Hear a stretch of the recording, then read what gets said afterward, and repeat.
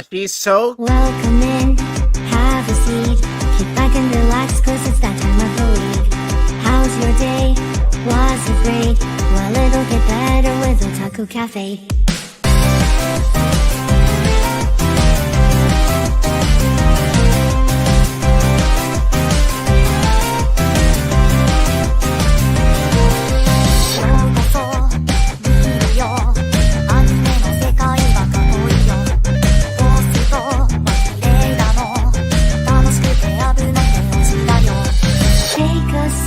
Nostalgia, let the memories bloom. All these stories in my head are gonna make me go boom. Kick back and relax, turn the volume to the max. Bob your head until you're dead. Yeah.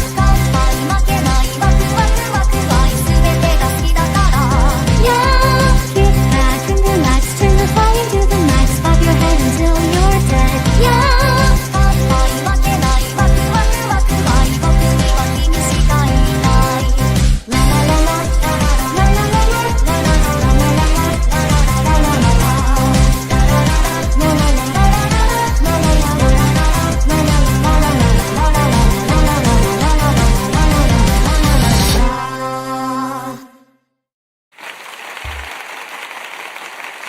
Going back, my friends, and welcome back to another edition of the Otaku Cafe, where we have democracy and deaf games.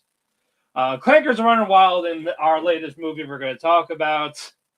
All this and more. I'm Matt Yokosi, and to join me, the guy who's serving to put food on the table, Chris. What's up?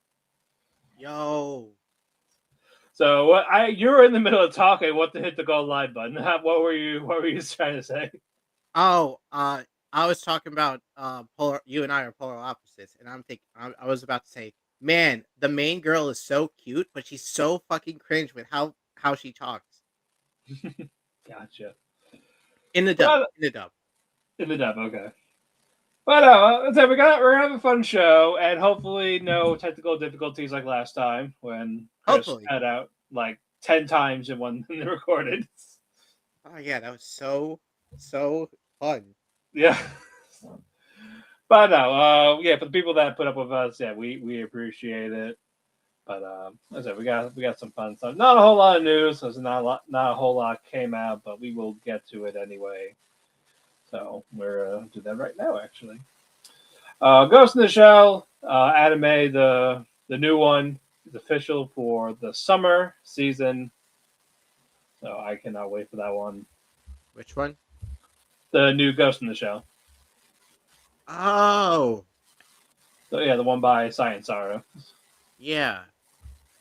The one that's making him not work on Dandadan for a whole fucking year. Thanks. Yeah, that one. Yeah, or Sanda season 2. Or Sanda season 2.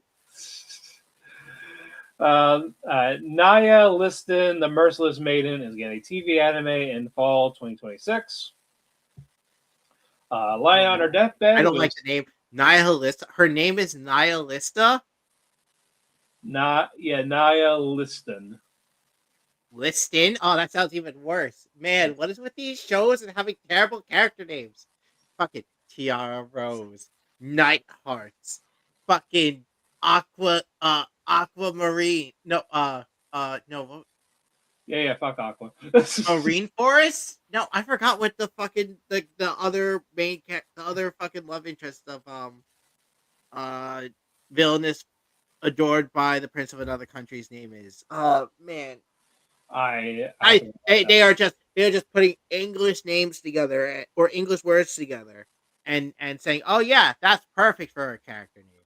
Like we're clever, I promise. Lying on her deathbed with seemingly no chance of recovery, the young Naya Liston is soon to succumb to her illness. Unable to give up hope, her parents desperately search for a cure in even the most obscure places, leading to the appearance of a hooded man claiming he could help rid Naya of her condition. But rather than curing her, the hooded man transplants the soul of a deceased hero who was undefeated in a battle into the girl's frail body. Given a second chance at life as Naya, the hero is determined to recover her new body strength by using technique known as Chi, to target and eliminate the illness at its roots. With her enthusiastic hunger for combat having also been carried over, Naya is eager to return to exploring the world. However, the hero's restless soul yearns to find a worthy opponent who can defeat her on the battlefield, sparking chaos wherever Naya may go. I might check this out. I think I saw the trailer for that. Okay, I still don't like her fucking name, but like, okay, Right. I know what it fucking is now. There you go. Let's see. The Yeah. creator of My Little Monster is starting 2 new mangas. I don't have the names of them right now, but yeah, she's gonna be doing those. I think it's To Dusk and Twilight is one. I don't know, but good for them. Oh, yeah. Oh. The magical revolution of the reincarnated princess and the genius young lady is concluding with the 13th volume.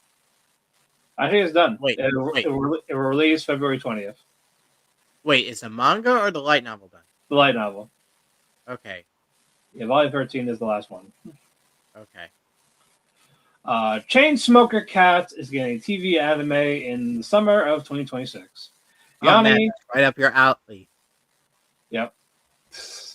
Yanni is a cat girl with a serious bad smoking habit. She smokes so much that her apartment smells like ash and is littered with cigarette butts and plenty of other trash. Every time she tries to quit, she becomes weak to the cravings and gives in almost instantly. Will she ever get her life together, or is she doomed to live as a chain smoking slob forever? I might check it. Probably not. I'm gonna watch that other one, the other smoking one that's coming out. You mean smoking behind the supermarket with you? Yeah, that. You mean the one I'm fucking so excited for and didn't realize it was coming out this fucking year? What do you mean it's coming out this year? I only heard about it like not that long ago. It's coming out in July. Yeah. When was this fucking announced? I didn't see it. I think it was a couple of months ago. Fuck Might you. have been. What? I gotta check. Wait, hold on. Media, anime.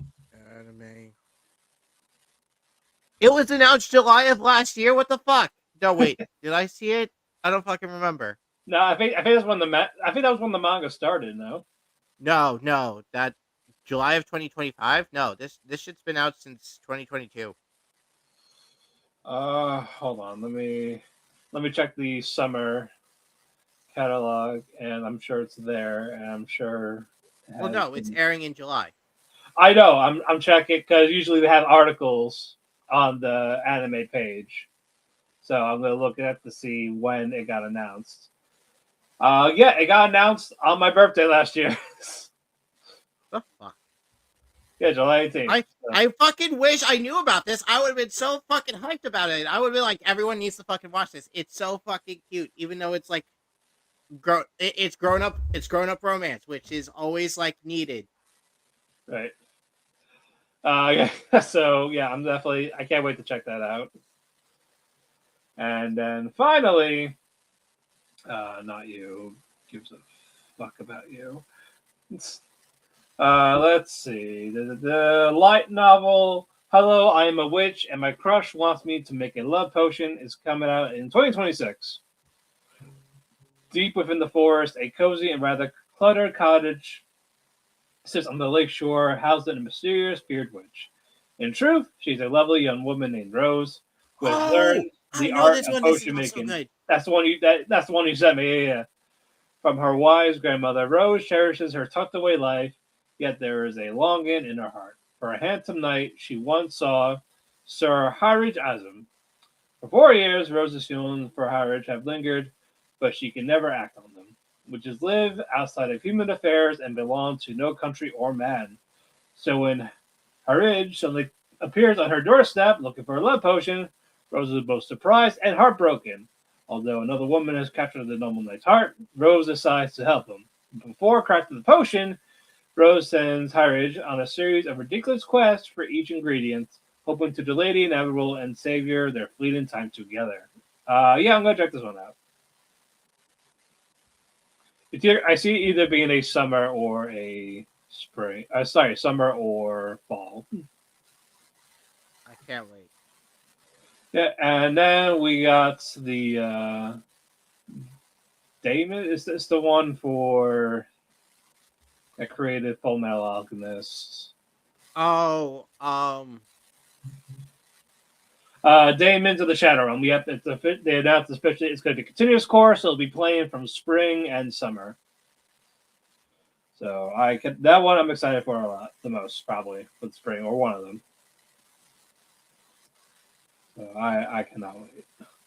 But yeah, that is it for the news. Chris, since you're the one with the various solos, why don't you start? oh, okay. What am I starting with? I had an idea of what I was gonna fucking start with. Damn it. Okay. I'm gonna go with Champion Witch since I haven't talked about it yet. Stars. Luna, a black dark witch, black witch, whatever. Um, she is a in this world of fantasy. There are good white witches and black witches. Good old segregation. White witches are like holy uh clerics who take all the credit. They take all the credit and manage to create a system where black witches, who actually do a lot of good fucking things, and paint them as evil, as corrupt, as we need to hunt them down and kill them. Black witches go around helping in the shadows, where so that there's no like bad shit going on in the world. Luna's role, what Luna does is, people always like say, "Hey, stay away from her. She's poisonous. If you touch her, you'll die and be poisoned." Um, and if you touch and if you touch any of the mushrooms that grow out of anything she touches, you'll still get poisoned because she has a thing where she's able to draw malice, hurt, pain, anger, negativity, and grow it into a mushroom and suck it out of like places. So whenever she walks or touches anything, it creates a mushroom in its place. Doesn't matter if it's out of like on metal or wood, it'll just grow a mushroom. So far, the story is like showing. So the first two episodes show like, she's a sheltered girl who lives on her own, only going out to the nearby town in order to sell medicinal herbs or not herbs, serve medicine, sell medicine to the apothecary. Um, by episode three, we get more of like an insight on like the witch, like the society of witches. Um, when Luna finds a boy who's been stabbed by and who is stabbed and floating down a river. Uh, After saving his life, uh, all the other dark witches in the area say, "Hey, you need to let that kid die. He is a calamity who is going to destroy the entire world. Even though you were a calamity who was going to destroy the entire world, you were able to overcome that becoming a witch." Luna's like, "Hey, no, I'm going to raise him and make sure he's not going to become a calamity." Uh, and all the witches start to take a vote to figure out what they're gonna do. Trust Luna, who's not a full-fledged black witch, or to just to raise this kid to not become the calamity that everyone sees him as, or just kill him. Uh, it's a tie, um, and uh, the spirit of Luna's friend, who was recently hung and killed, um, uh, says, "Hey, trust the chick," and uh puts her vote in the hat, vote for Luna. Um, the newest episode we had just had a flashback focusing on Luna's friendship with this cat witch who, despite all fucking logic or all like rationale, ran into the White Witch's castle to rescue a tabby cat and wound up getting herself killed. Uh, and then it went into focus on the little kid who it shows part of his flashback, or a flashback showing most of his life being uh, someone trying to kill him due for reasons unknown, Um, and uh, at the end of the flashback, he wakes up after being dead for like a day and a half. So I'm enjoying this show. It's uh very interesting to see what kind of what's going to happen between these two. Right. Um, okay. Next. Oh, I'm gonna go with Dead Account. Dead Account is um made by the same creator as Real Account, the manga series. I wish there was an anime for it. Which was a uh death game based on social media. This author really likes to make what's the word I'm looking for? Uh, take shots at like how people are addicted to social media. This one starts this guy named uh uh this what's his fucking name? I forgot his name. Uh oh, it is Al Ring. Oh, Soji and Ishiro. Um, for when it first starts off, I'm going over shows I haven't talked yet, so I'm just gonna explain the summary of everything. Soji Enshiro, who is a YouTuber who goes around picking fights with people in order to gain money so he can help his dying sister's plot cancer. Um, uh, and he's very successful. He's made so far in the first episode, or in the bit of the first episode when he was doing it, he made like 3 million yen. Um, so he can send his sister overseas to do an experimental treatment. Um, Afterwards, after we get an introduction between those two characters, or interaction between those two characters, sister's plot cancer goes into overdrive and kills her. Uh, Right. main character, main character is super depressed, isn't doing anything, uh, and is basically wasting his life away. Um, Suddenly, main character's phone starts rings, and it's a message from his dead sister. Thinking, "Oh shit, my sister is somehow alive. Maybe she didn't actually die," and starts messaging her back. Um, Couple weeks go by. Uh, Dude has been messaging his dead sister for like the entire time. Uh, in the middle of the night, this one dude with a sledgehammer breaks into his house and tries to destroy his phone. The two fight, and it's revealed that uh, his sister's social media account was taken over by a dead, or became a dead account, which is a ghost, the ghost of his sister having regrets, and wants to contacts the human world. If she continues to contact the human world successfully, she's going to materialize through his phone and try to kill him. She does after uh, Soji is able to keep his phone safe. Um, and uh, she turns into like a monster. She looks nothing like she did when she was alive. Al Similar to Ed and Al's mom in Full Metal Alchemist.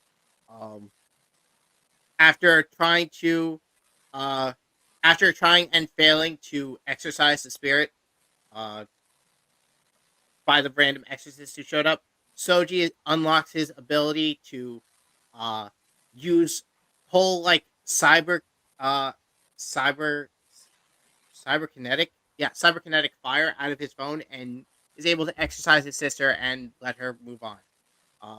He is then enrolled in this school where they train exorcists to like battle ghosts.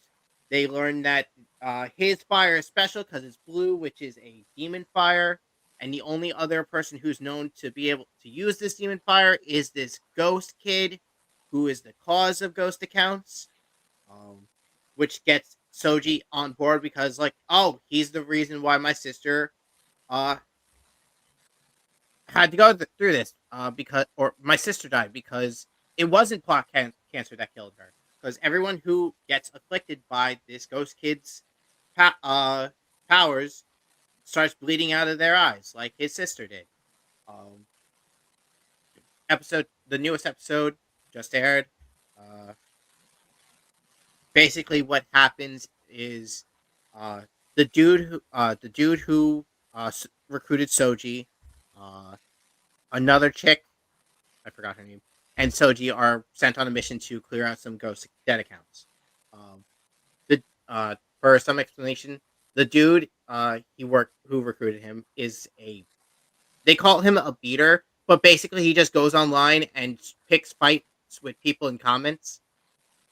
He's one of those guys, and Right. the girl who went with him is a crazy obsessed stalker. Uh, she's a fan of this bassist from this band and goes crazy. She has to watch his streams. She has to be the first super chatter. If anyone dares to like message them before her or try to show any interest in this bassist, she goes fucking insane. Um, so they go around hunting the ghost inside. They're worried about Soji because of his demon fire, and they're like, "Hey, don't touch me! You're gonna kill us if you touch us with that fire." Um, uh, and then while they're exterminating the ghost, two looters who broke in are going through the place stealing shit, and they're killed off by this random ghost who looks fucking creepy as hell, who's all about making things photogenic. Um, uh the girl and I wish I remember the names. The not main character uh fight together, try and beat her, but the ghost is too strong. The girl's power is basically just like a gun that shoots out this sticky uh, gu- uh goo that's able to hold people in things in Right. place. um she gets basically her arm broken off and she's about to die, but Soji's able to help her. Uh it's then revealed that Soji's demon fire is not like the ghost kids. Um as it's not able to hurt people, it's only able to hurt ghosts. So uh the dude and Soji work together to kill the thing. Uh and the girl wakes up after she realized, "Oh my god, my Oshi's stream has started. I gotta hurry and kill you so I can be the first person to fucking uh super chat him to let him know how much I love him." Uh and then someone else super chats the dude and it's like, "Oh man, I'm so happy that you're the first person to super chat me, random fan person," and she goes fucking crazy and uh gets like a fucking power up or whatever. Um Right. but they're able to kill the ghosts. As they're leaving, they hear or Soji hears some disembodied voice say, "How sad." And when he turns around, he sees that both his teammates' eyes have uh, blood going out of their eyes, and they pass the fuck out. And the ghost kid, I forgot, the ghost kid is who has been starting all the problems appears, and that's where the episode ends. Right. Um, I don't want to talk about next. Is it?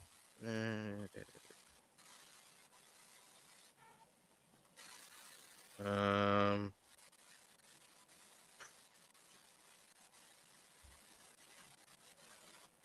that's two. I should talk about at least one more. I'll talk about there was a party. There was a cute girl in the hero's party. Um, this is an isekai story. Main character was hit by a car, reborn in a fantasy. Except he was reborn as a demon and became basically like the number two, or he's the strongest demon, but he doesn't want to go all out because he doesn't want the responsibility of being the demon lord and killing humans because he was human. So he's more like a guard dog, uh, with some underlings. Uh, Right. One day, the hero's party starts to enters to raid the demon lord's castle. He beats them back, but before he kills them, he sees that there's a cute girl in the hero's party, and he's like, "Oh my god, she's just my type," and she's the healer. Okay, I won't kill you guys out of respect for her because I have a thing for her. Um, After he knocks them all out, he sends them off. This happens like 10 more times. Um, this causes like tension or pa- uh problems for him because the Demon King's like, hey, why aren't you killing the hero? You can do it. You keep sending him away. They're just gonna keep coming back and try to kill me, asshole. If you can't do it, I'm gonna have to send your subordinates to do it. He's like, fine, I'll deal with it. Him dealing with it is saying, hey, I'll let you heroes go through if you leave your cleric behind. And they're like, no, we can't do it. She's one of us. We can't. And then the cleric's like, no, I'll be fine. You guys go on ahead. We need to kill the Demon King. That's more important than my life. Uh, then, uh, after like some discussion, they go off to go fight the Demon Lord, and Yoki, the main character's name's Yoki, tells uh the cleric, uh, hey, I like you. Can we go out? And she's like, wait, what? No, I'm sorry. I'm not interested in you like that. I'm not interested in dating. And he feels depressed. He wants to kill himself. It's fucking hilarious. Um, and she's like, wait, what? This guy who's been almost killing us for like a month is wanting to die? Uh, he explains to her that he was they have a conversation, like she's trying to wonder what's his deal. He explains that, oh, I don't like killing people because I was a person. If you're ever gonna believe this, I was reincarnated into this world as a demon. Um uh and I'm just fucking tired of it. She convinces him, hey, don't kill yourself. Pretend to be a human and go be an adventurer. Try living human life in this place. Which he does. Sure. He's able to rip off his wings, rip off his horn, and integrate himself in human society after the hero kills the demon. Hero's party kills the demon lord. Um, so far in the show, it's mostly been Yoki getting to know the hero's party, helping them out, becoming friends with them, uh, flirting with the love interest. Uh, the yeah, hitting on the cleric. They're being cute together. Uh, his subordinates also integrating into the human world. The Doulahan puts his head onto his fucking neck, and joins the knights. The harpy, whose name's Happiness, uh, becomes the maid. Oh, her name's Cecilia. The cleric's name's Cecilia. Becomes a maid at Cecilia's mansion.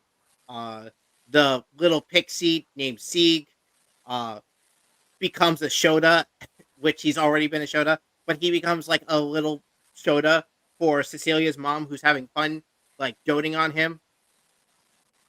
Uh, and then the newest episode, Yoki is invited to go help a town that was raided by bandits, with Cecilia and Sieg.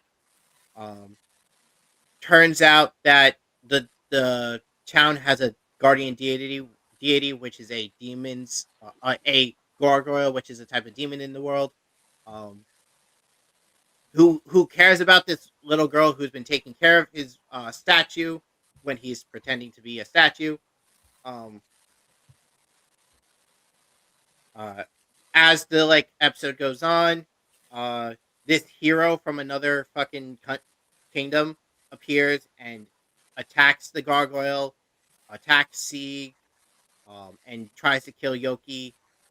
After impaling the little girl with who's been taking care of the gargoyle, uh, and trying to kill everyone, Yoki loses it, gets fucking pissed, turns full demon, and goes after the hero and almost kills him. Um, and it leads to the little girl being taken in as a maid at Cecilia's mansion, and I don't think the gargoyle got placed in a home yet, but he's gonna get placed in a home, and it's gonna just lead into other things. And that's all for that. So Matt, you're up. Talk about your two shows. What's my second one? Oh wait, yeah, that's right. Fucking I got one. Dub, yeah, the English dub of Golden Kamuy didn't come out. Yeah. So yeah, it's just Rip, yeah. So just rip, so yeah, rip. it's just the one. Unfortunate, unfortunate. It is. It is. The dubbing schedule for Golden Kamuy is completely shit. So I don't know what to do with that. But let's talk about Journal of Witch. Another fantastic episode. We had Asa and Makio visiting, the grandmother's house. Like checking up on them, and like we see Asa and Minori. Sorry, not Minori. Makio get like different flashbacks involving Minori. With Minori, it felt like she regretted how she treated Makio to make Makio hate her, and then she had then she encourages her daughter Asa to pursue her dreams, but at the same time is whenever Asa did start to do that, she got criticized. Like, yeah, you can make your own choices, but I have to agree with said choices, and that's not cool. So Asa kind of got that. You see her feel that little bit of frustration in her, and when she did make the choice of cutting her hair, and then all she got from the mother was "you look like a boy," and it's that wasn't the point. I just wanted to change the look, and this is now like your first comment. But at least she has a friend that was able to support her with it, and like later on in that day is when we see that car crash involving both her parents. I'm like, holy shit. On the other side, we see Makio in in their bedroom, like when they shared when they were younger, like playing games and all that. So it's like she's also trying to convey her feelings differently, even though she keeps saying to her niece, like, "I hated your mom," but there's still something in there like beneath the surface of it, and I like that how people handle grief in like so many different ways of trying to process our emotions and how they convey it. And we get a new character who is like the lawyer. I believe his name is Kazunari, because he talked to him about like, hey, so like I know you're the guardian all this, but it seems someone took 300,000 yen, and Mako didn't do that until eventually Asa admitted like, yeah, that was me. I bought a laptop for because she wanted to do music, because in high school she's trying to figure out what club she wants to do, because before middle school she did choir, and so basically she wanted to do something more involved with music, but again her mother really did fully approve or she picked for her. So, and getting that encouragement from Makio, like, you can do what you want type of thing, like whatever like you want to do, like no one can tell you now, like no one can tell you no. And eventually that's what she decided to go with. She's like, okay, she's gonna do something involving music. Shingo stops by, like the ex boyfriend. They're hanging out, like her and Makio. They're hanging out drinking, and Makio remembers, like, oh yeah, this is it's the idol group he likes, and calls out Asa, like, hey, these are the people you like, and like I know you like the song, and they encourage, like, what, sing it, like you be you, and so like they were like this little weird family, not really, not a real family, like yeah, like it was like a nice moment. Again, as I said before, I like the grief process. They're both handling it. It's like it's so different, and yet at the same time, it's such a realistic thing, and they convey this all perfectly with emotions, the drama of it. So another fantastic episode. And now let's continue. Let us move on. First, we're going to talk real quick. We're going to talk about the movie Cosmic Princess Kaguya. I finally watched it, and I enjoyed this. This was such a fun movie. Chris, you're there. Yes, I'm here. Okay, did you mute me? No. But no, I like if you know the tale of Princess Kaguya, they kind of told that in like this modern setting. Oh, it was so good. I didn't realize we were talking about Kaguya. Let's go. Yeah. We were talking about that first. Yeah. Like if I watched it, I enjoyed it. I watched the sub. I love the song, like the characters. Um, not they did everything as you expect in Princess Kaguya. Like like I'm from here. Like they're gonna come for me soon. I have to accept it. It's inevitable. And like I And said, the fucking twist, fucking time shenanigans are always so yeah, fucking fun. I love how this is all while doing the MMO slash VTuber. Yeah, that was so. I like that fucking gimmick. No, it was cool. How they did it was really nice. And then Why the we, fuck does this fucking show have such good animation though, or this movie have such good animation? I know. I mean, shout out to them for that. I like that. And then Yeah, we get, I don't and think then I've we get, I don't think I've ever heard of this fucking this studio or this production group before. uh, it is Colorado and Chromato. yeah, that one. There was like those two. I've never heard them before. They done Burn the Witch. They did Burn the Witch. Yeah, Oh shit! No wonder. No wonder. yeah, they did that. They did My Only Girl. They did a couple of Pokemon shorts. Fasted in Days. Let me see the other one. Chromato. And for Chromato, this is their first one. But no, it was cool. I did like the twist with Ira Kaguya.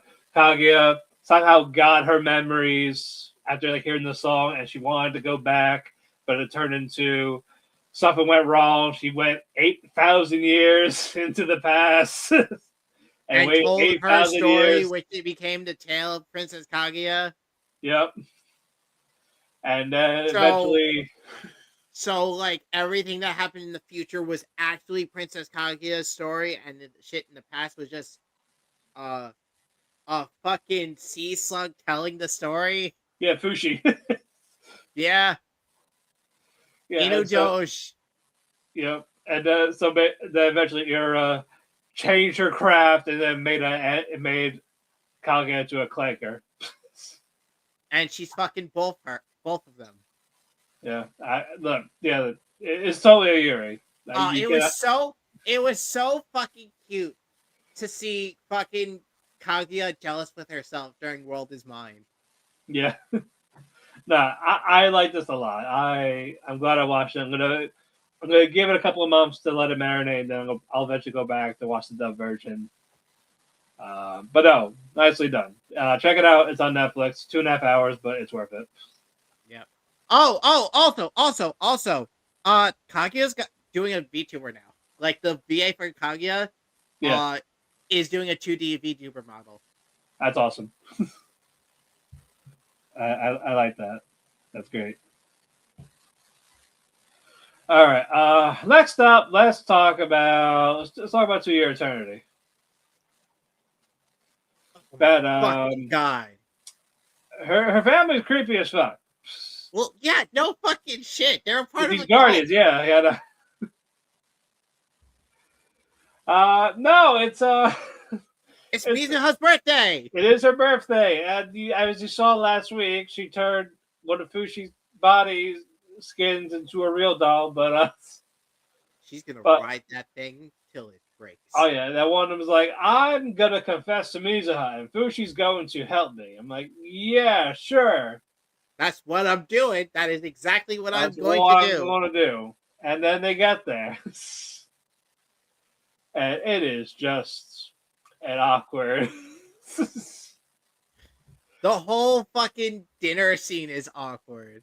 Yeah, it's like, oh, we're trying to get like, no. I'm not going anywhere. Yeah, Fushi is going to be mine. No, what else? Fushi tried to get the fucking kids out of there because it was about to turn into a fucking war zone.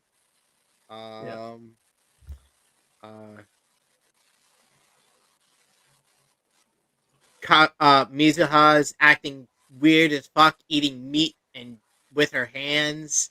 Yep. I'm like, no. No. Also, before we do continue, To Your Eternity is going to be paused for about a month What? due to the Olympics. So because of this, it'll come back with episode 17 at the end of the month. That's fucked. Fuck you, Olympics. Who cares about you? Look, a lot of people do, but I guess don't have shows on a Saturday. So that part was definitely like, oh, okay, sure. I was just What other shows are blocked because of the Olympics? I think just that one for right now. Okay. Yeah, it might be just that one. All right, next up, Vigilantes. Yeah, we finally got our Batman back. Yeah, we do. He's got a beard. He's got a beard, and the daughter hates him more than that in a bit. But it's time for it. The first half is basically a chaser episode where Mistress Midnight and Pop say, like, "Oh, we gotta find out like this." So no, that's second half. That's second half. That happened first. No, that happened second. With no, the Knuckle Duster was second. No, Knuckle Duster was first. Mm-hmm. Because it shows him going to the medicine, the Chinese medicine place. Yeah, that was in the middle because no. First off, it starts with a racer saying, "Hey, we need to find out who's like drugging fucking people with this weird form of trigger that goes in." Right. Then we had Koichi. And then it goes to Knuckle Duster, who is I swear doing a thing, and then it goes to his daughter. No. I'm you know what? I'm gonna have it on in the background right now. Okay. Well, I'm gonna just assume I'm right and continue. Knuckle Duster goes to this ancient Chinese medicine lab, apothecary, in order to try and figure out who's selling the trigger. He kicks the crap out of some of the dude's bodyguards and gets the information. He then goes to his daughter's hospital room where she is hanging out with the three fucking troublemakers. Yeah, I am scrolling right now. Like I am getting Mistress Midnight and that first. Do not. Yeah. I am. What the fuck? That is not how I watched it. Hold on. Yeah. Hold on. Yeah. Yeah, Knuckle Duster is 14 minutes in. What the fuck? Yeah. Do I have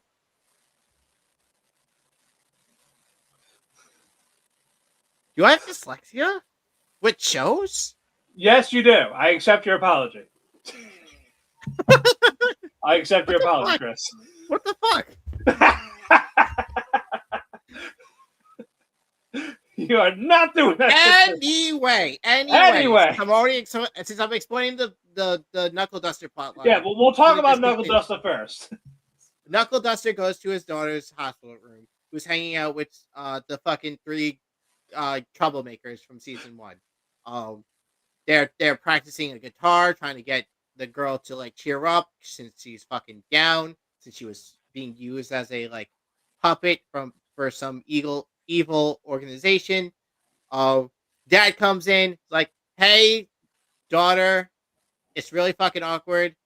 Daughter's like, "Hey, I don't like your beard. Shave that shit."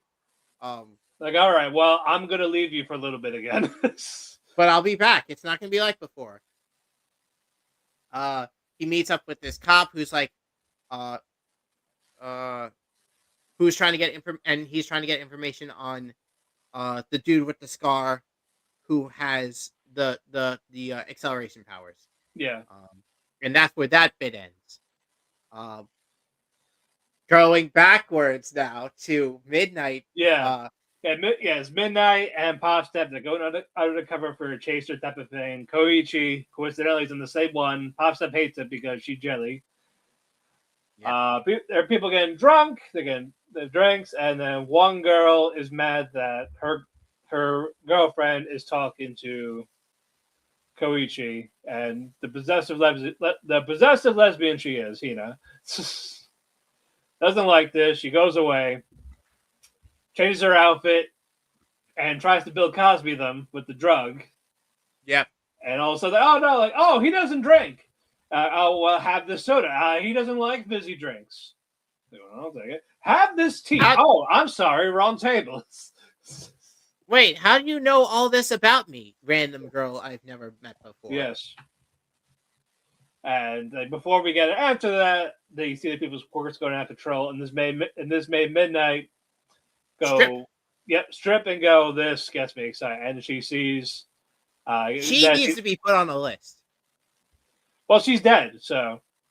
I mean, yeah, now she's dead. But in this timeline, no, there's no, they're college students, but you know what? Yeah.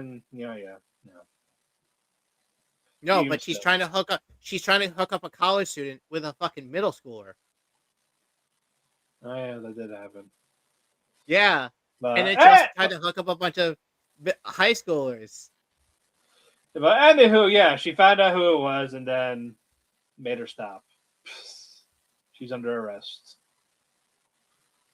And had her nestled in her bosom. Yep. Yeah, not a bad episode, pretty funny. Wait, and next episode we're gonna get the fucking backstory of Aizawa, Eraser, and Kurogiri. Yep. And Mike and Midnight when they were in UA. Yep, that's gonna be fun. Imagine getting backstory for a character in a fucking like a prequel series that you didn't make. I'm like, do we need this now? Now we do. This is like the main series is over. But to be fair, this came out before the main series was over. Before like we learned about Kurogiri. Yeah, true. Okay, next up, Roll Over and Die. Plum and Sarah, they were still like deep in the dungeon type of thing, and they see this giant golem, like a Dark Souls type of boss. I swear, Plum likes to lose her arm. She really does. Like, I'm gonna do a drinking game. To be fair, like she could put her arm back easily without like being grounded to the floor. If she loses her leg, she has to like hobble back or crawl over to it to reattach it, and that's gonna probably take like a longer time. I know, but it's always the fucking arm. Like she's such a shitty fighter. She keeps getting her arm. I mean, to be fair, she hasn't been fighting until recently. Before she had no fucking. That is true, but either get mechanical arms to do like a rocket punch or just stop.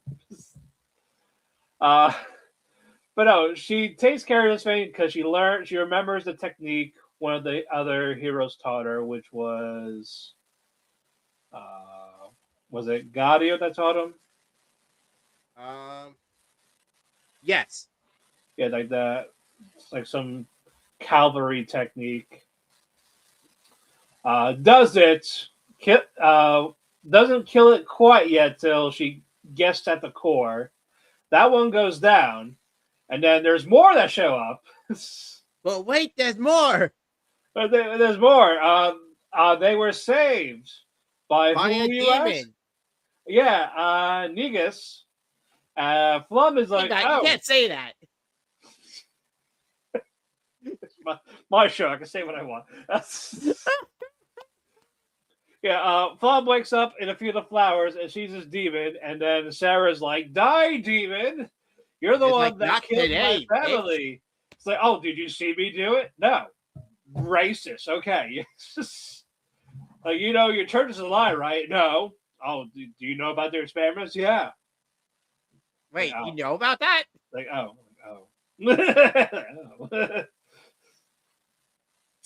And then the demon starts to get Yuri for the church girl. Yeah, so we have our secondary area with the demon and the priest. First it was slave and slave, now it's demon and church girl. Yep, it's all the things coincide. And it's like, oh, you got rid of that core. It's like, oh yeah, so you don't kill. Like, oh yeah, I've only killed like probably self defense. Like, eventually they go back. They got what they were looking for, and the episode ends with a knock on the door and Milk it welcomes her home, but we don't see Flum, so it's either someone else or it is going to be Flum. Yeah. So either it's going to be a really good stinger or a disappointing cliffhanger. Yeah, pretty much. That's how this show has been. Next up, Kaya-chan isn't scary. Firstly, the middle sequence with the doll that was creepy as fuck. Oh yes, it was. Yeah, they're like, oh yeah, this kindergarten closed down, so here's some toys from it, and there's one that's like this creepy looking doll, it's like an Annabelle doll or whatever you want to call it, like Insidious or some shit. And one girl's Don't just play with like, that doll. yeah, like I'm gonna keep this doll, and she slowly starts to look like the doll, like from the hair, and then the tube, and then Kaya's like, no, you can't play with that doll. I can't wait till Kaya says, "Stay out of my shed." Yep, I was waiting for that. Stay out of my shed. Eventually, Kaya gets rid of the doll, and they're like, we're gonna After the doll possesses the girl, makes her rip out a tooth, cut her hair, fuck up her clothes, and doesn't Man. remember any of it. And when she snaps out of it, and this is like a fucking 5-year-old, so like, yeah, it's all kindergartners, mind you. Yeah. But the main thing is We learned that Kaya is half black.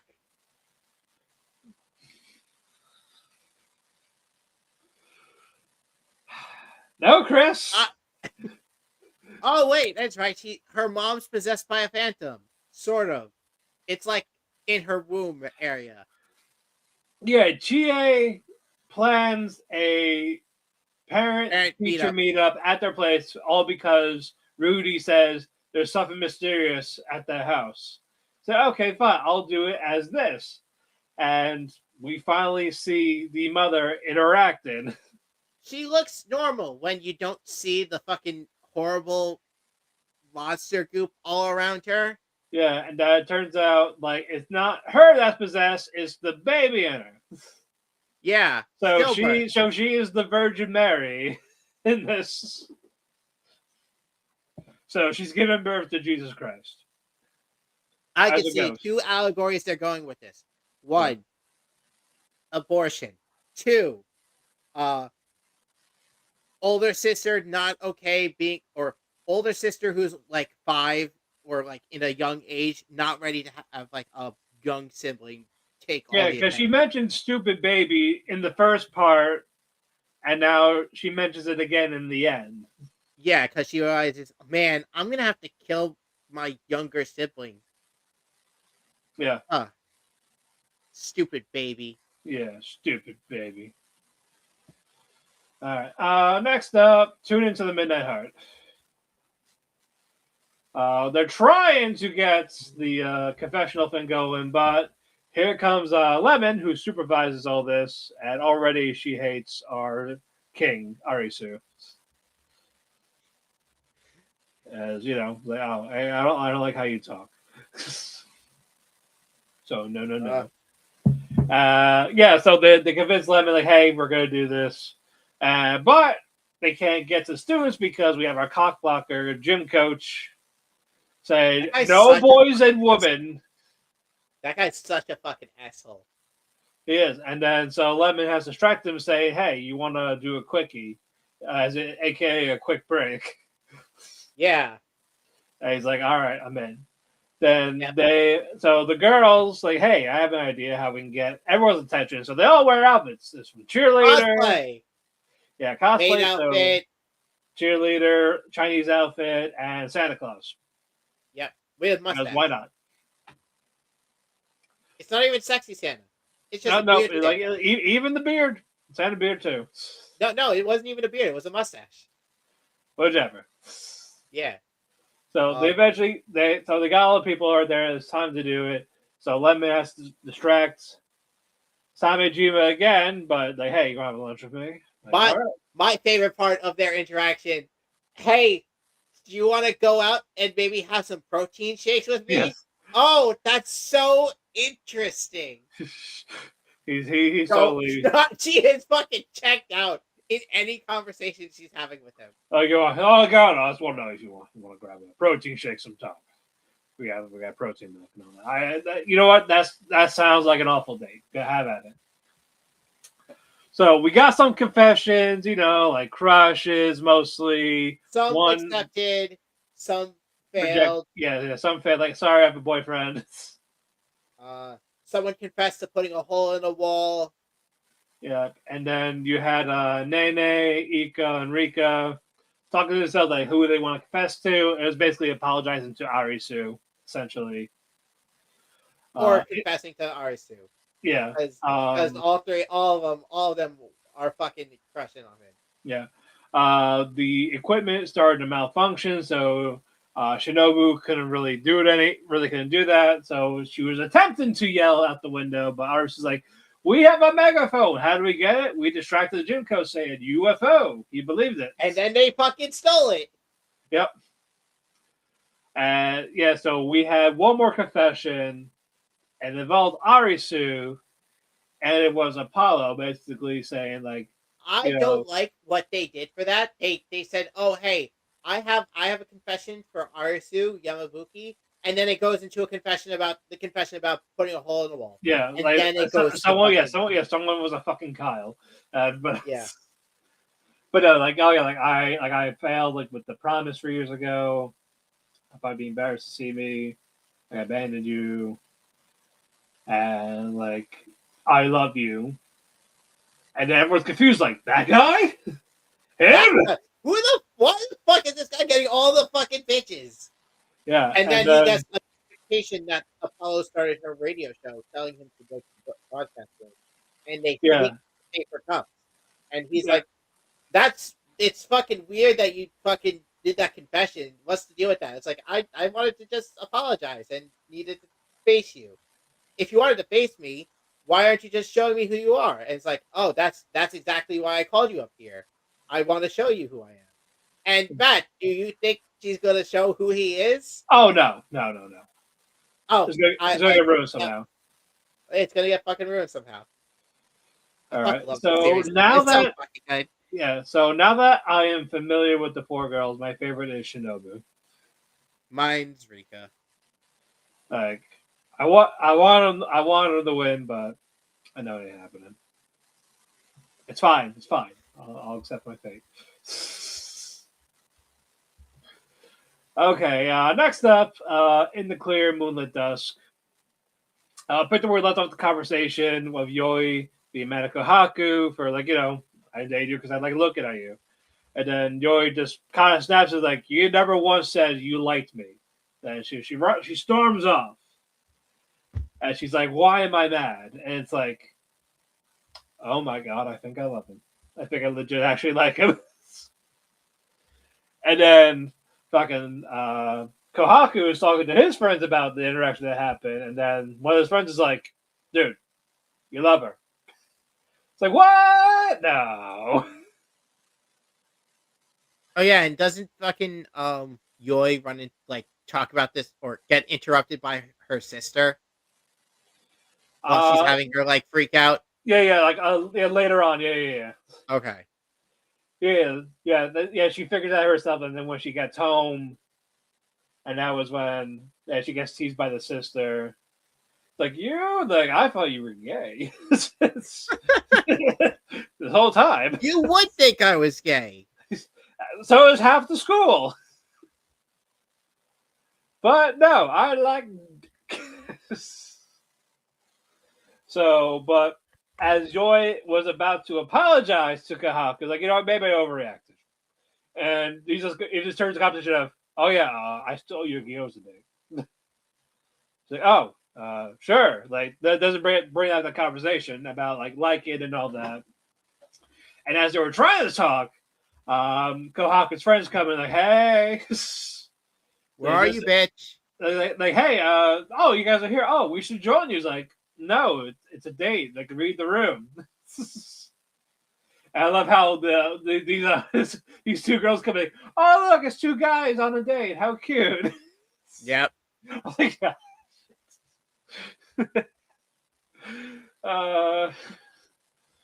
but like I said, like walking home, Kohaku, we're getting really close to her. It's like, what if they think it's two guys? It's like, I don't care. His face is a hole's a hole. but as they were about to kiss, like, oh wait, no, we shouldn't. I smell it. My breath smells like gyoza. That wouldn't be right for a first kiss. So let's not do that. And then fucking Joey in her head's like, this fucking jerk. I want him to kiss me.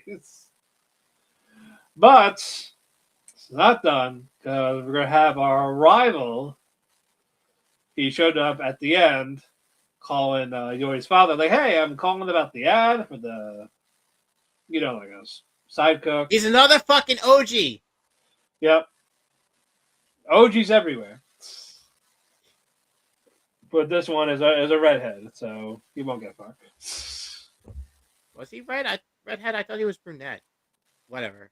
Yeah, I watched it while fucking working. It's like a same show. Yeah. All right, next up, let's get into some etchy. First one, losing your innocence to a clanker. She really first she gets. They really fucked. They really lesbianed it up. Yeah, I love how it was a trick from the Deshia to like get originally. Hey, like I really want to be registered. Yeah, I want you to register me so hard. It's like, no, I can't. Why? Because you're too realistic. And it'll be like me. Bitch, what do you mean? Like, you said earlier that sex is something that should be done between humans. You see me as a human. Fucking register me already. But it's like, no, you're too real looking. It's like, bitch, I am an android. It doesn't matter. So I was like, all right, fine.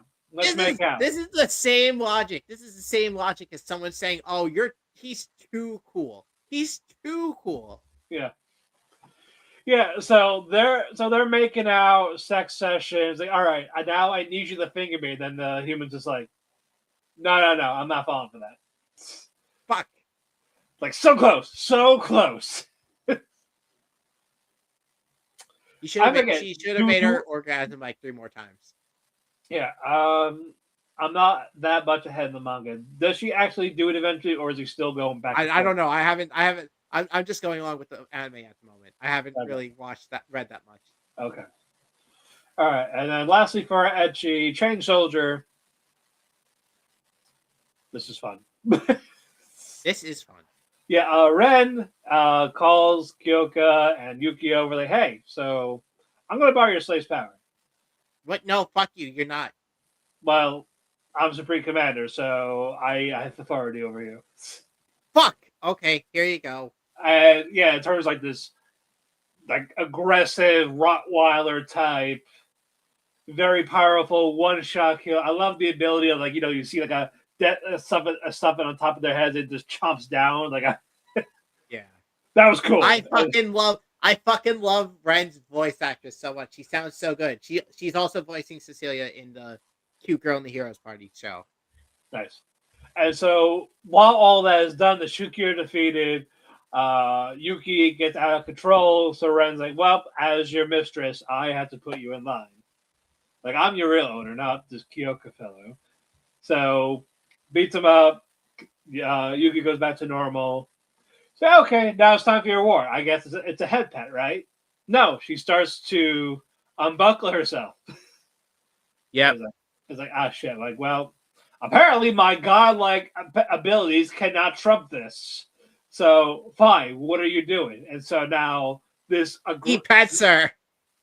Yeah, so this, like, aggressive, dumb woman is now turned to the submissive puppy. Like, I'm going to nuzzle on you. Like give you like I'm like what kind of like essentially like wagging my tail. I want the butt scritches. I want to be pets while she's like in this like kind of like her outfit, like this not her main uniform on, and she's just so humiliated. I hate every second of this. And then when she's finally free to able to move around, Yuki's hand gets caught on her bra, and she flashes him. Yep, and then she's like, "No, I'm leaving," and No, she no, like no. That at that point, fucking Kyoka comes up, and she comes out, and Ren quickly gets dressed, is like, "Fuck this, I'm out," and then throws a temper tantrum. yeah, she's like, "Oh, 10 miles yeah, out- it's like, 10 oh miles yeah, away. your slave needs work. I'm You gonna should train train him him. better." I'm gonna train him better.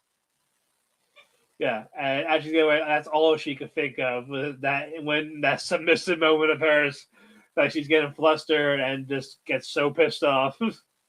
I want a harem ending. Yeah, Harem ending, or I riot. yeah. So next day gets called, and the other blue hair woman, what's her name? Belle sees that Ren is severely pissed off. Like, I hope she doesn't take it out on me. As the commander made in, and Ren's like, "Where's your slave? He's resting. Like he needs a break." And fucking Tenka, the best, is like, "Oh, yeah, we should take care of him." But the one who does take care of him is Mommy. I mean Fubuki. Like pinning him down, like pressing on him. The magic touch. It should have been me, not him. First the daughter, then the mom. This man is a legend. Yes, and then this made everyone go, "Hey!" And Kim was like, "Oh, I can do this now. I've seen your technique. I can do it better." Everyone's like spoiling this man. Yeah. But Fubuki goes, "I'm really here because the Ozma family banquet's coming up. You're going." And Mari's like, "No." Like, well, how about I kill you? Yeah. How about I kick you out of the family and kill you? How about that? That's not a good. That's not a good. Yeah, you have like 5 Uh, days. It's mandatory. You're going. Like, I don't care if my daughter. I'll finish off myself if I have to. Wait, finish you off in bed or finish you off in? Both. Yeah. Yes. Oh, okay. So we'll get that Ozma family arc next episode. I think that starts. So that's gonna be fun. That is gonna be fun. That'll definitely be fun. Next up, let's go with Jujutsu Kaisen. Did you like that off-screen death? Yeah, the off-screen death. I was fucking mad. Yeah. It's like, Well, why? I think that was how it was in the manga too. To be fair. I don't remember. It's been a while since that came out. But Yeah, they didn't show his fight. It was just like straight. Yeah, it's Diaga, I guess the guitar guy. Old man guitar. Yeah. Before Panda shows up. And he's like, "Hey, why aren't you gonna kill me?" Like, no, like yeah, there's a hostility, but It wasn't you you need weren't to know the reason why Panda's he cry. died. Yeah, yeah. Pandas do cry. The devil's cry. Devil may cry, if you will. Panda may cry. Exactly. Megumin and Yuji have their plan. Like they gotta go to Fight Club. They need money.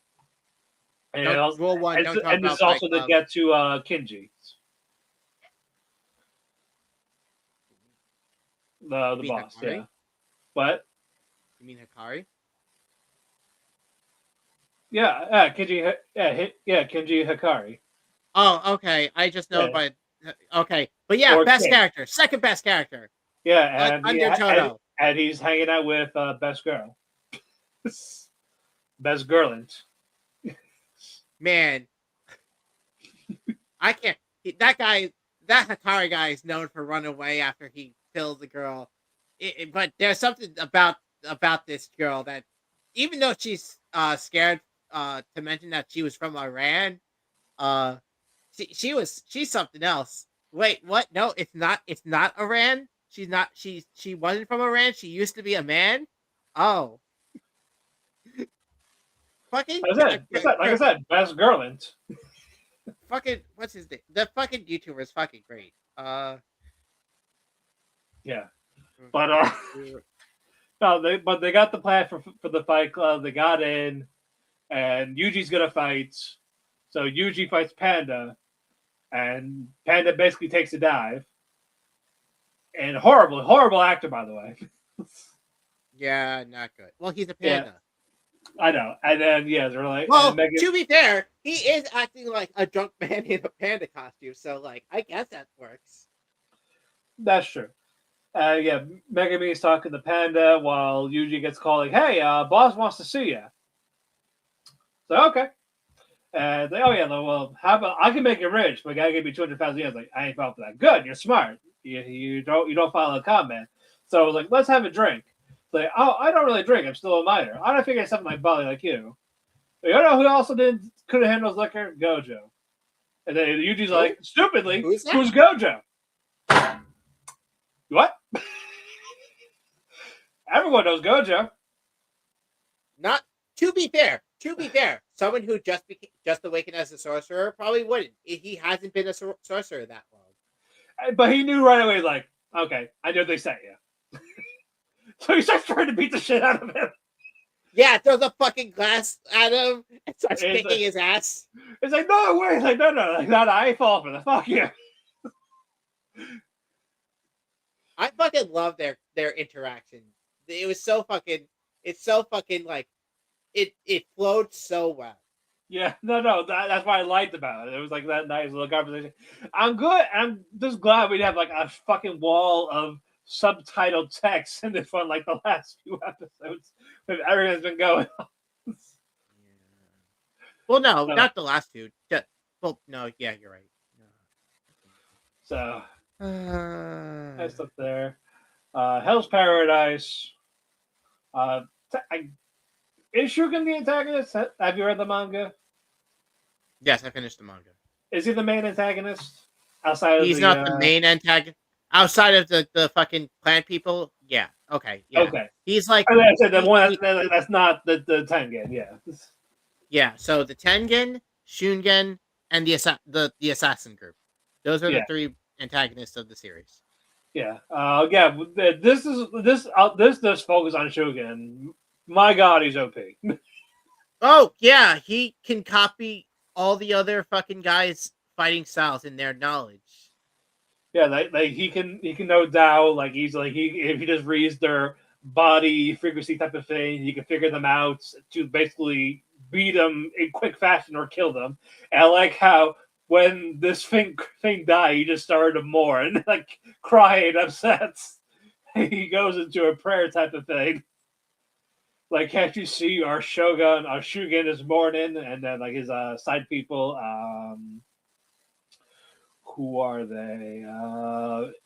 Isuzu and Kiyomaru. And Shugen is there basically because you gotta kill Gabimaru. Yeah. Like he wasn't supposed to be in this mission, and you know what? Just kill him. Ninjas are just expendable.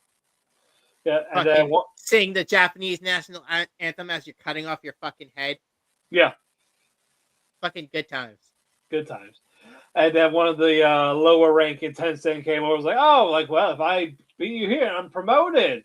And as you go ahead on, just next scene later, they're all dead. Yeah.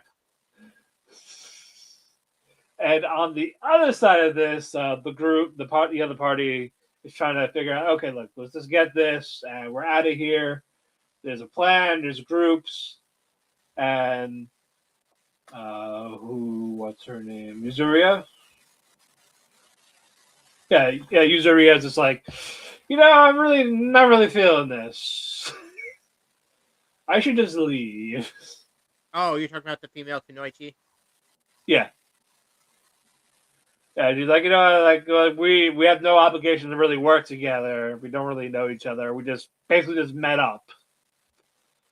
And Shion is like, you know what? Good point. So if you guys want to leave, leave right now.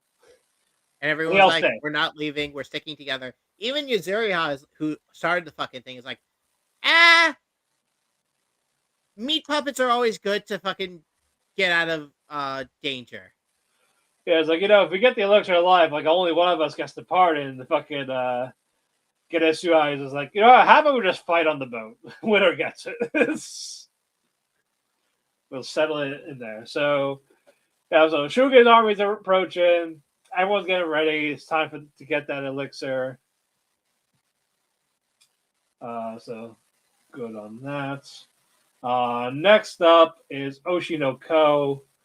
We got the cosplay events. Cosplay is not consent episode. Let's go. Yeah, like they were able to make do with what they got. But Maya, the adult one, gets interviewed. Turns out she does porn on the side. Yeah, because she does like 18+ content, and who was his name? Shun asked like, "Hey, so do you have sex in cosplay?" Like asking all these inappropriate questions, even though it was the producer that kind of made him ask these questions. Yeah. And fucking Maya felt violated, so she wrote about it on Twitter, where all good toxic gossip goes. Yep. And they're like, "Oh man, fuck that company, screw them." They're all gonna get heat for it. It's like and then and then Shun gets thrown under the bus because of this, because he's the lackey essentially. Like No, it was the producer. It was the director who got the flack. Right, but Shun also got in trouble. Like, hey, you're underneath me, so I could just be like, you could just be jobless. How about that?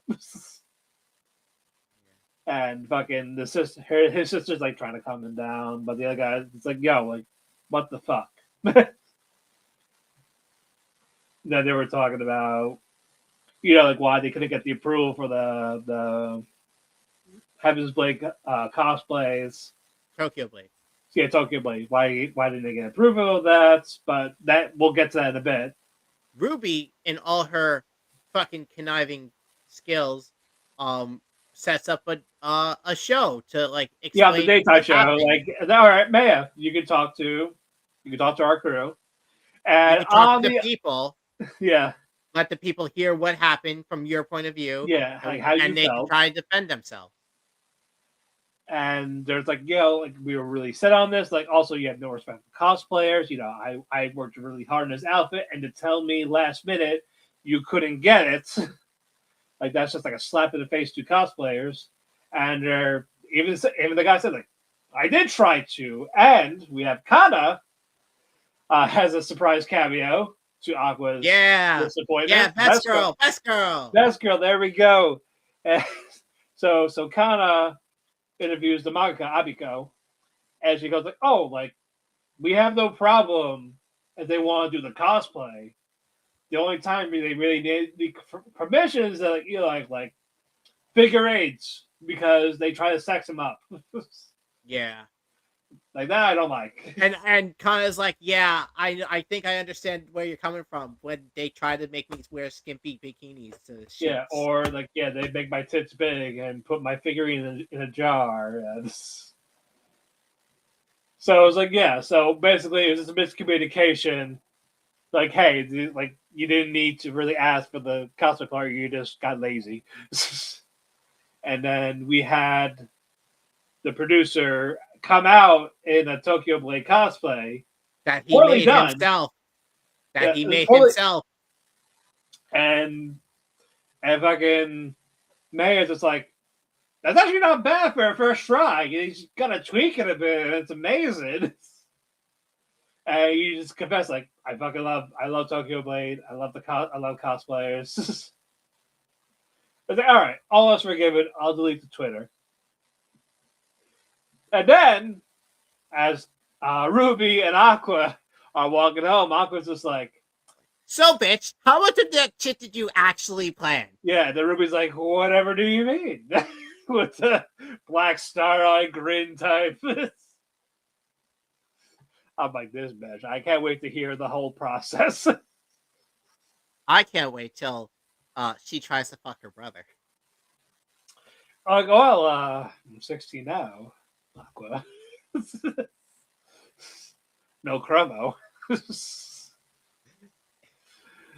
All right. Let us go. Let's go with Sentenced to Be a Hero. The Majesty is alive. He's alive. Yep. Yeah, he goes to Zara like, "Where's the drinks? Where's all this?" Like, we didn't get any of that. We didn't get any proof or anything. Again, nobody likes us. And this is a democracy manifesto. But no, they're in a town for a festival. Terrorita bothers Xylo.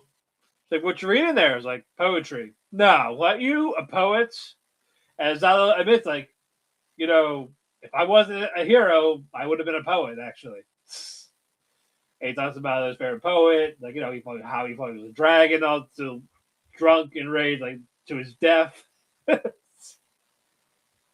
like, okay, like all these poets were like this eccentric, this weird vibe type of thing. Like, it's like, oh, okay. And it's like, all right, now go away, you're bothering me. Until Kivi is like, hey, come with me.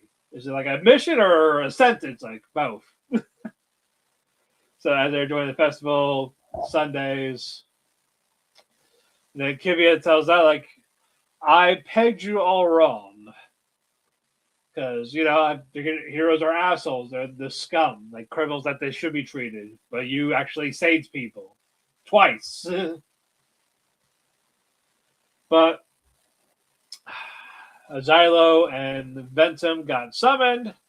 It's like, okay, we got people coming, like invaders coming, they're gonna ruin this, so we're gonna have you guys killed.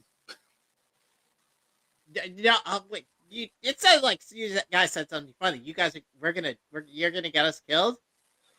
And it's like, well, hold on, let's negotiate. So what are we exactly doing? They're told, oh, you guys are going to be fighting here until you die, and then once you guys die, we're gonna go in and blow the place up. So you guys might die again. Because, you guys can come back. You can reincarnate, like, lose your sanity. So Leopold's like, all right, now, before you say yes, we have demands. First off, don't make it so that if any one of us dies, we all die, because that's just counterintuitive. Yeah. Make it so if, like, we all run away, we all die. Not if one person runs away. Yeah. Second, Leopold. Like, we need money. We need some, we need some alcohol, reinforcements. And then he pulls Xylo to the side, like, anything else you want? You want a pardon? You want? Okay, we're gonna need more heroes. Get this one dude, Says? I forgot what his name was. Yeah, like one of the other people. I think Sav. The goddess cannot be involved. No, they got the goddess involved. Okay, they got the goddess involved. Okay. Yeah, she's going to be there to help out. Also, if you can get a pardon, try and go for that. Not really, just get munitions, get food. Basically to keep the other heroes happy, because the Majesty requests it. Yeah, and I love how Leopold's like, as he goes back, like, dude, with my silver tongue, I actually almost saved the world. And then we get his backstory, like how he was a con man type of thing until he got caught.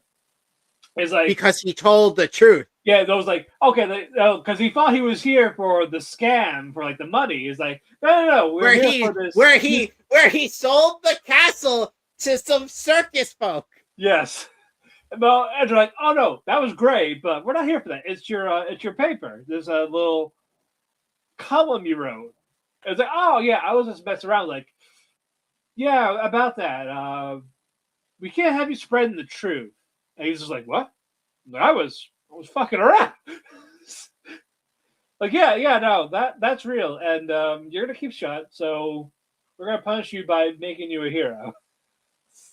Yo. I was like, wow. The Like, chicks. yeah, demons rule the government. Yeah.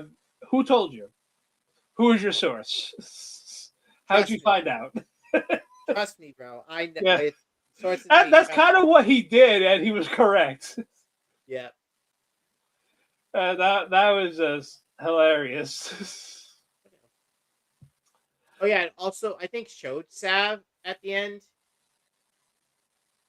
I think. I where think so. he's like playing a gambling, and then someone like tries to con him, and he cuts the guy's hand off. I think that was that. Yeah, But I can't wait for that next episode. I can't wait either. This show is so fucking good. It is. Next up, medalist. We finally got figure skating again. Yeah, we got figure skating again. Rules explained to newbies, so the Kago family. And me, Yep. I don't think they ever explained the rules before this, and I was just too lazy to look it up, so I was just enjoying the animation. Right, and then we get some. Then we get some figure skating, and this time it's not CG. It's full on 2D for this time.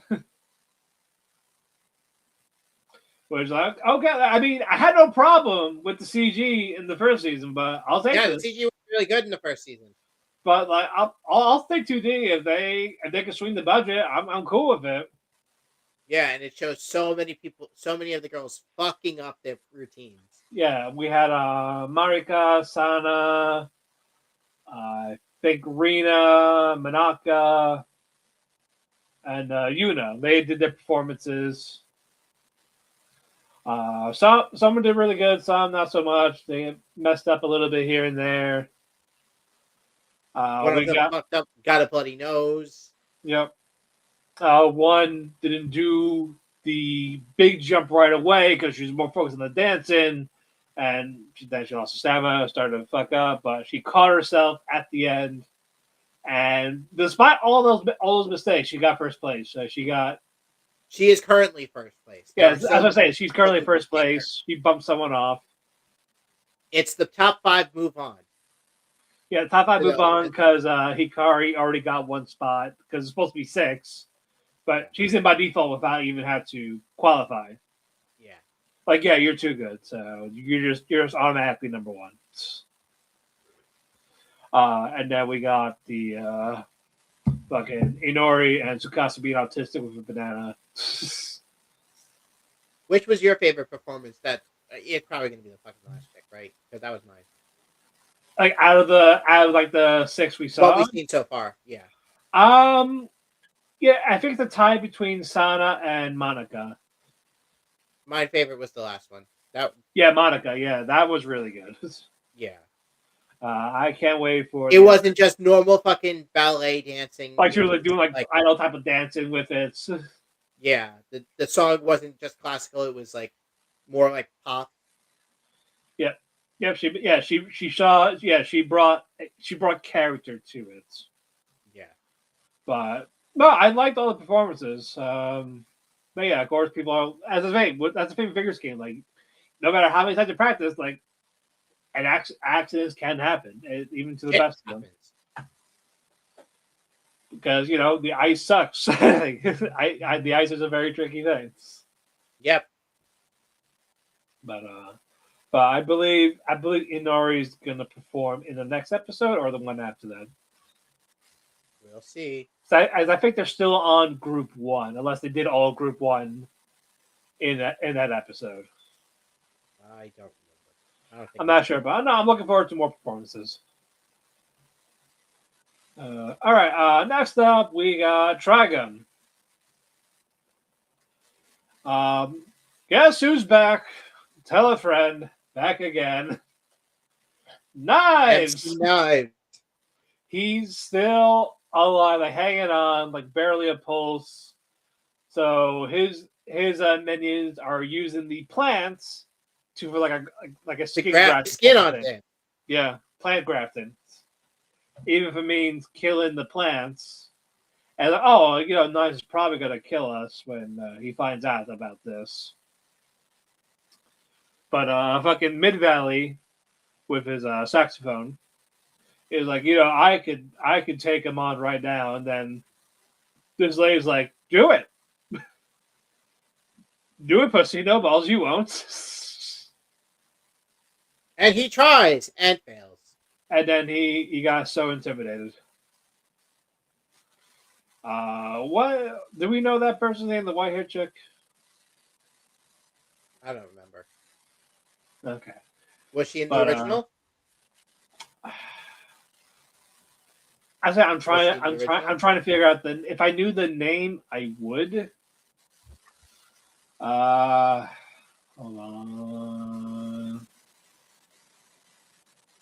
Not you. Not you. No one has a good description about. But I do like. But I like the redesign for Mid Valley in this one. Is it Legato? No. I don't know. I gotta look into it. Ellen Dira, the Crimson Nail. Who? What was her name? Oh, it's her. Oh, okay. Then there was an original then. No, it's new in Stargaze. In this, like Trigun, Stampy, Stargaze. It was a character in the manga. Oh, okay. Yeah, she was. So she wasn't in the original animated series. So interesting. Okay, that's actually cool. And now we get back to like where Vash is a home ship. Jessica makes omo rice for people. Wolfwood steals Vash's like an asshole. Yep.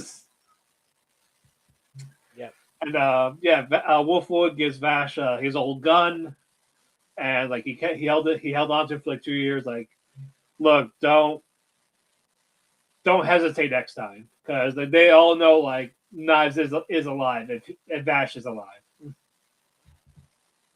So it was like I won't kill anyone. Like, okay, but fine, but if he gets out of line, then that's it. But and then Vash finally goes, all right, I want a haircut. And they're all trying to figure out his hair. So you could go bald. You can have a mohawk. But no, he gets the haircut that we know now, what he got in the season finale of season 1. And before he can get his arm fully reattached, guess what? Surprise! Invasion! From our saxophone player.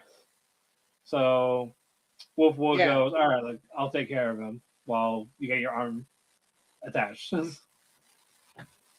So we got that. We got that coming up next. So nice job.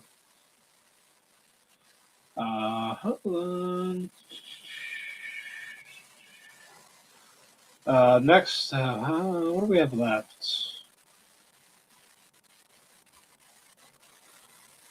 Oh, we're actually on the co-main already. You're in the co-main? Yeah, we got Frieren and our main eventer.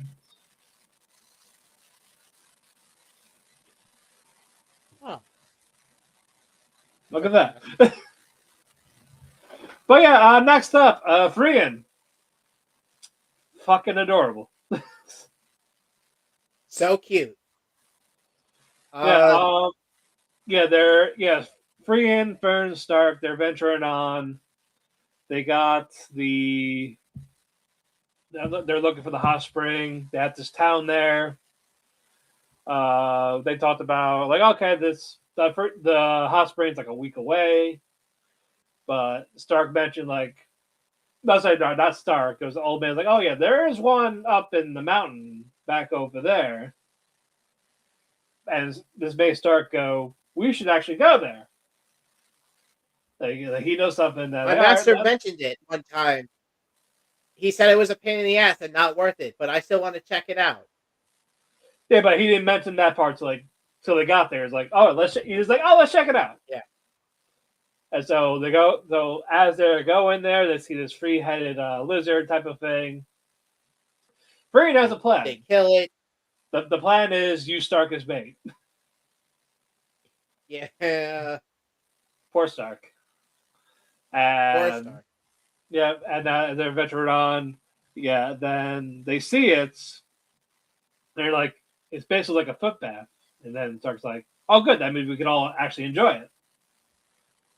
So they Yeah, do because that. if it was a Soak their normal feet. if it was a normal hot springs, he would be told to go fuck off while Frieren Yeah. enjoyed. Exactly.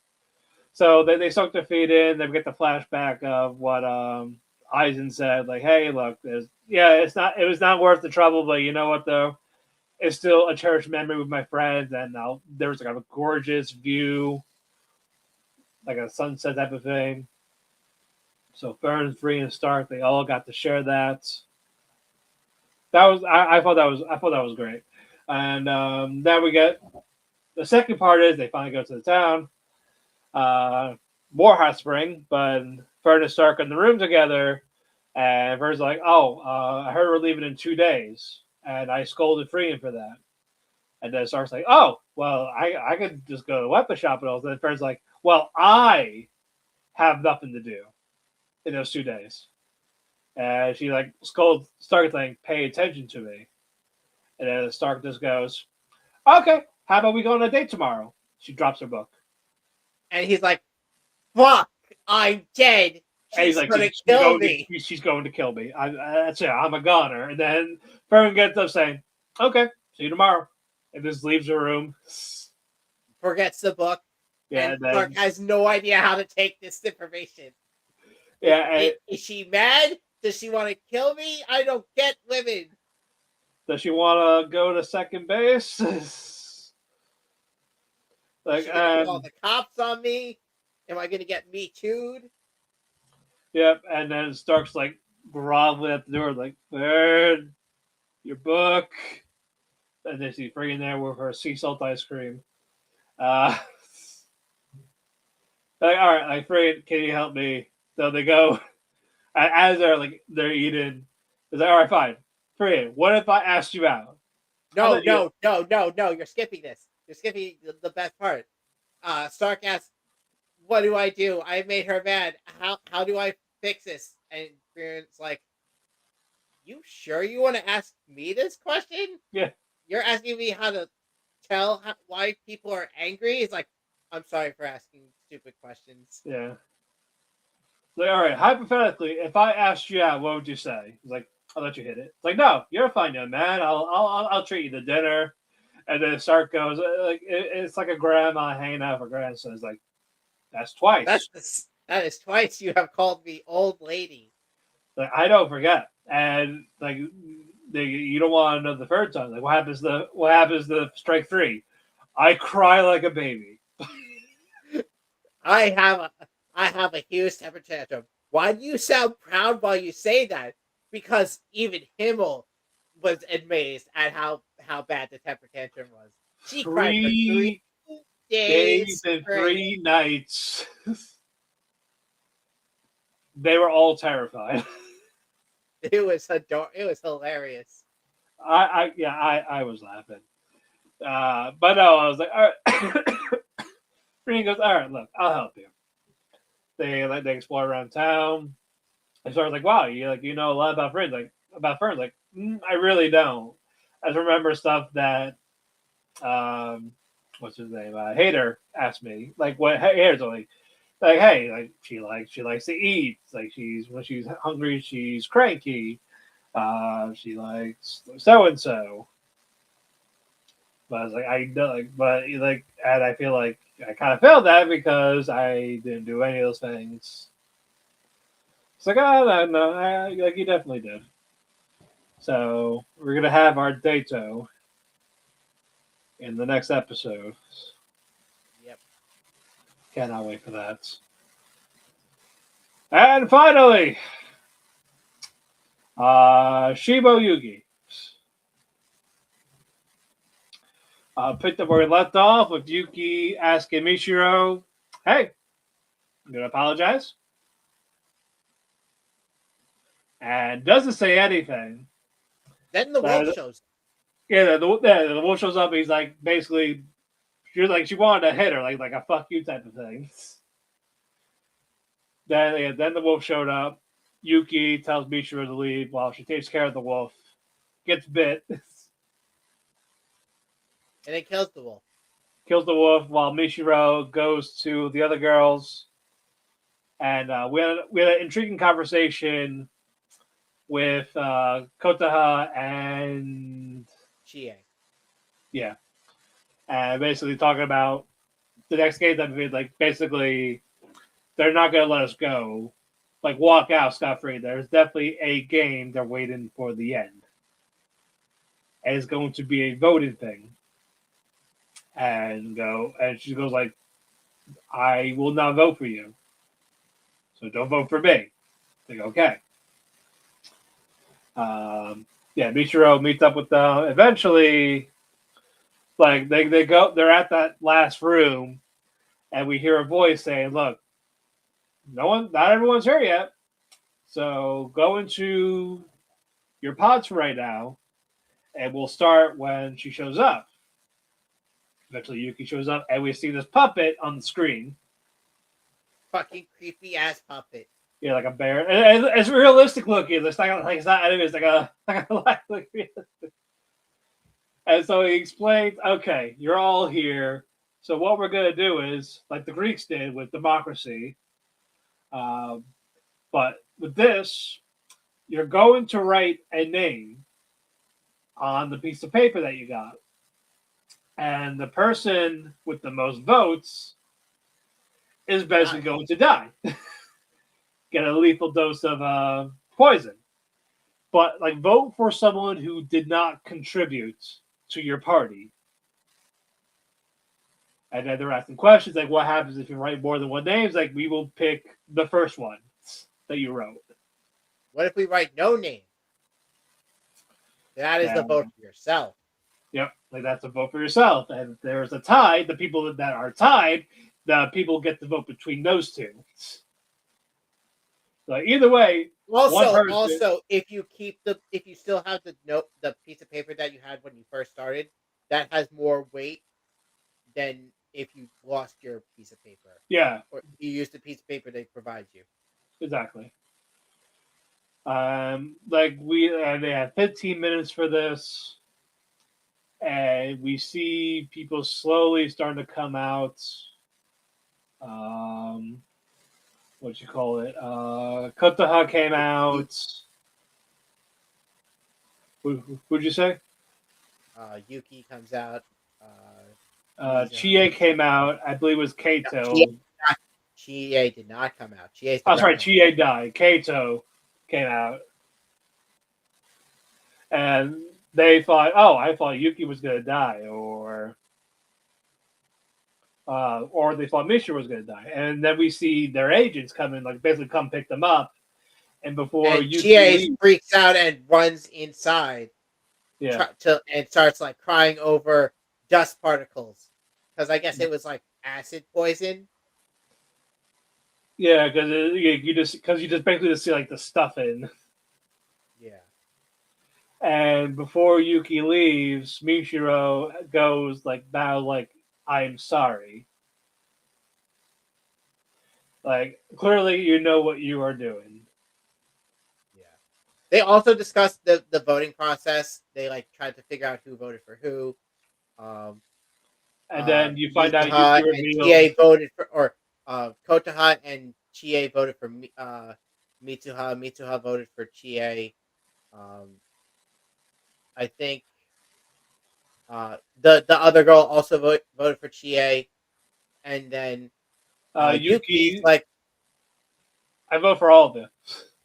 Yeah, I just grabbed a piece of paper, grabbed all the pieces of paper, wrote all your names in that, and put it in, and they picked Chie's name out of it.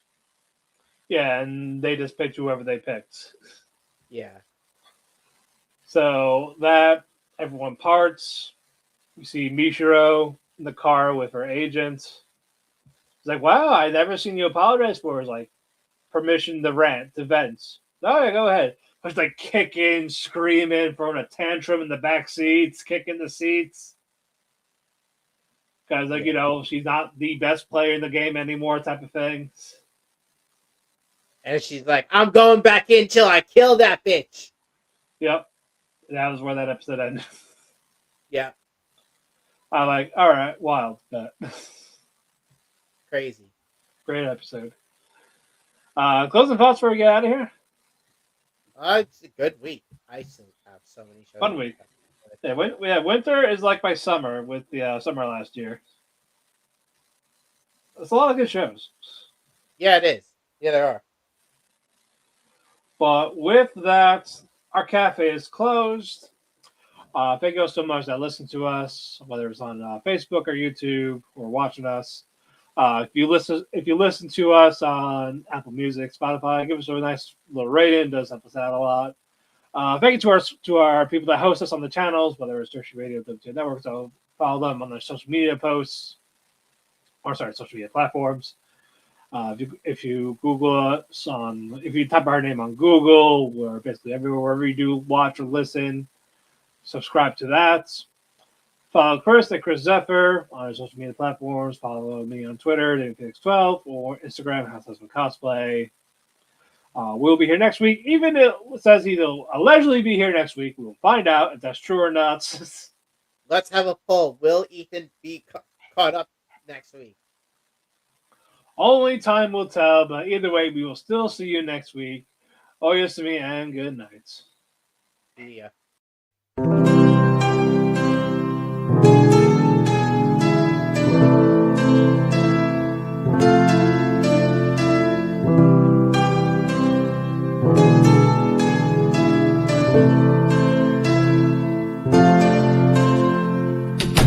The sun goes to sleep, I find myself in a heap because it hurts so much to be away from you. It makes my day when I get a text from you, but still I say goodbye again. Let's hope this isn't the last time that I see your face, but hey, it's fine. I know everybody needs a little space.